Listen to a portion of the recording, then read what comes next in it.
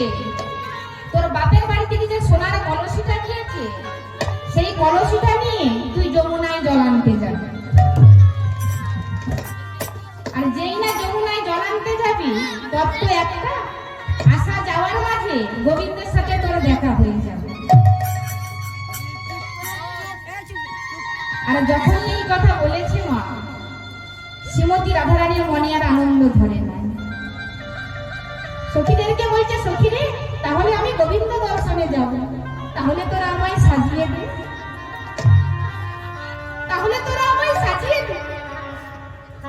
তাই শ্রীমতী রাধারানীকে অপরূপ ভাবে সাজিয়ে দিলেন। আর যেই না সাজিয়ে দিলেন, শ্রীমতী রাধারানী আমার গোবিন্দকে স্মরণ করছে আর বলছে, হে মাধব, আমি যাচ্ছি শ্রী যমুনায়, আমি যাচ্ছি শ্রী যমুনায়, আমি যমুনায় গিয়ে যেন তোমার দেখা পাই। তাই আজকে শ্রীমতী রাধারানী মা অপরূপ ভাবে সাজসজ্জা করে গোবিন্দ দর্শনে যাচ্ছে। কেমন ভাবে যাচ্ছে?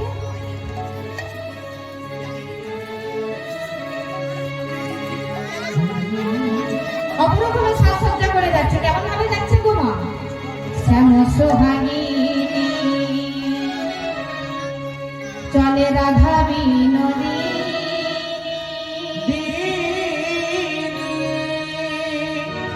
চলে যায় সখী সনে শ্রী যমুনায়,